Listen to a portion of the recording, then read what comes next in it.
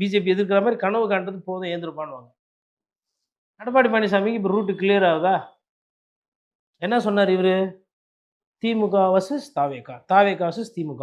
அப்போ துணை முதலமைச்சர் மு.க. ஸ்டாலின் உதயநிதி ஸ்டாலின் என்ன சொன்னார்? அந்த கட்சி பலமாக இருக்குதோ பலவீனமாக இருக்குதோ அது எப்படியோ இருக்கட்டும், எங்களுக்கு எதிரி அவங்க தான் அப்படின்னு அவர் சொன்னாரா? இன்றைக்கி உதயநிதி ஸ்டாலின், எடப்பாடி பழனிசாமி, ஸ்டாலின் அவர்கள், அதுக்கப்புறம் பிஜேபியில் இருக்கிற தலைவர்கள், இவங்கெல்லாம் அவங்களுக்குள்ள எதிரில் இப்போ டார்கெட் பண்ணுறாங்களா?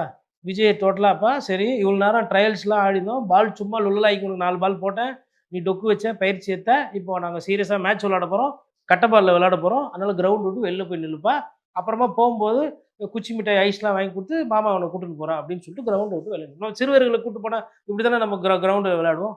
அது மாதிரி போகும்போது கூட்டின்னு போகிறோம், அது வந்து அமைதியாக உட்காரணும்னு சொல்லிட்டு பிஜேபி, காங்கிரஸு, அப்புறம் டிஎம்கே, ஏடிஎம்கே இவங்கெல்லாம் அரசியல் பண்ணுவோம். அந்த தேசிய கட்சி 2, மாநில கட்சி 2 இவங்களுக்குள்ள மேட்ச் விளையாடிட்டு யாருன்னா ஒருத்தர் ஜெயிச்சுன்னு போவாங்க.